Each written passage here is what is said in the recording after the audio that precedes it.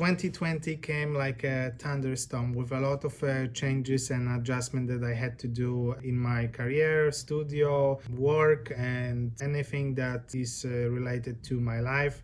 Everything almost changed, not exactly 180 degree, but definitely it changed a lot in terms of how I look at business, things that I need to sort out, and everything is taking place right now, and it will take place in 2021. A lot of shows that I had in 2020 were cancelled. Those that happened were also during the lockdown, so not so many people and visitors were able to go and see my exhibitions, which is very sad, because most of my new audience or old audience are able to see the paintings that way, and also I am able to promote my paintings better and make some sales.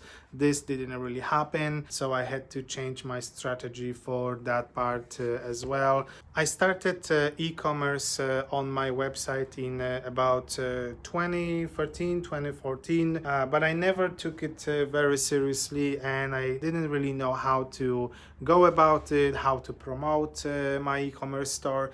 But this year I finally realized that this is the time when I can officially be proud of it, that I have the e-commerce store on the site.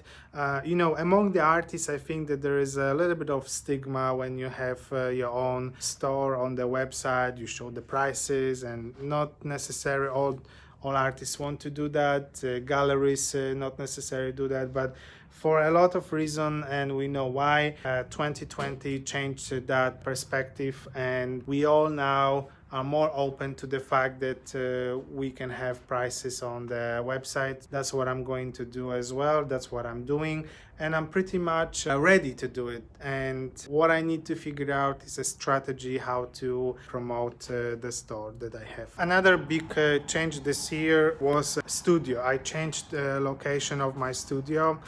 It's in the same commercial complex, but just in opposite street. And when I changed the studio, I felt much better, partially because most of the studio has central AC, which is very important here during the summers. Also has a different shape. It's small in a square rather than long rectangle that I had in a previous space, which was also good, but I feel like it's not so great for paintings, and it makes difficult to work in that kind of space, as I don't have enough distance between me and work. That finally changed, so I'm very happy to have the studio here and be able to focus on new paintings.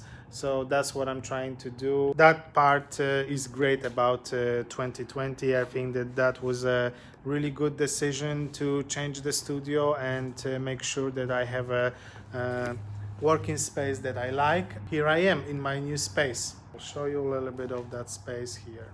Still need some love. I need to make still some adjustments and make sure that everything is in order, but definitely that's the space that I really like, and I'm going to stay here hopefully for a long time.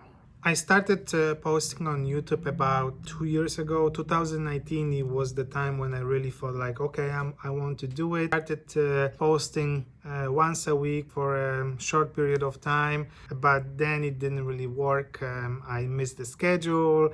I stopped posting, so the videos didn't really get much attention, or they got some views, but it's not enough to make it on the YouTube. So this year I decided that at the beginning of February I will post every day, or at least every other day, or in worst case once a week. And I kept that for a while, maybe first 2 weeks, and then I stopped again. So there was no enough commitment and maybe not enough time to make sure that I'm going to make it on the YouTube. Finally, around mid of September, I realized that if I want to make it this year and to meet the requirements of 1,000 subscribers and 4,000 watch time hours, in order to get monetized this year, I need to really commit to the YouTube. And I don't think that monetization was my motivation to do a YouTube, But I think that the fact that they have a specific requirements if to meet monetization, and if you want to get monetized, you need to get within 1 year 4,000 watch hours and 1,000 subscribers, which is not a lot if your YouTube channel has a great niche and you have a searchable videos, but it's not necessarily my case. However, in the mid of September, I decided that I will commit, and hopefully I will meet that requirement. If not, that's fine. But I decided to post every day one video in horizontal, and then 2 or 3 short videos between 10 to 30 seconds that YouTube calls right now shorts, and sometimes featured in the search engine. So I got lucky with a couple of those videos, and some of my horizontal videos did well too. And I didn't get really like huge amount of views on my videos, but definitely it was a steady growth. In December, I reached about 900 subscribers. I think I was having 3,000 hours, and I was still I was still 1,000 hours watch time short in order to make to apply for monetization. And I thought like, well, okay, I'm probably not gonna make it, but I have to stick to the plan and post every day. I was calculating that if I get about 60 hours watch time a day, maybe I'll be fine, maybe not. At that time I was getting about 40 hours watch time a day, so it was not a lot. And suddenly around 10th of December something happened, and I start getting more subscribers and more watch time. I think on December 19th I reached 1,000 subscribers and 4,000 watch time, and then now I am about 6,000 or 7,000 watch time hours, and about 1,100 subscribers, which I think it's a great achievement for me for this year, and I'm really happy about that. And so I apply for monetization, so now my videos are monetized, but definitely that's not the income that I can sustain in the studio. So I'm just have to keep going and see what will happen. I think that YouTube is a great promotional tool, and it's really hard to sustain videos and good videos, especially that my videos are not so informative, like how to do something or how to make money. Those videos are really popular. And also my YouTube channel is more like video like this. I'm just talking, and it's really hard to find people who will tune in and listen. And yeah, I am posting videos that show the process of me painting, but those are not necessarily big paintings. Those are the small paintings, so not all of them are so interesting. Some of them are more like sketches rather than big paintings, but still some of them are good. And that also takes time. Those videos get some views, but they don't get that much traction as I would like them to get. So I'm working on it, and I'll be posting frequently. I don't know if daily, but I'll try to keep that pace. It's very difficult. At the moment I'm not editing videos in my Premiere Pro.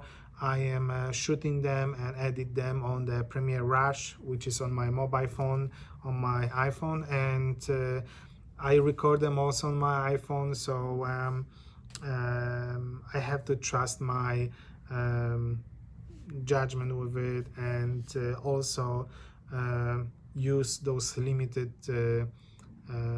resources that PriemiereRush offers. But it's not bad. I think that I can make a pretty decent video. It's not gonna have It's not going to have close-ups and effects and all that kind of changes, emotions and all that stuff in the video, but definitely that is something that I can improve over time. Maybe when I get more time or resources, then that can definitely change. Overall, 2020 was actually a pretty good year. I can't really complain. I can give a lot of reasons why I should complain, but I don't want to do that. I think that making sure that I end up the year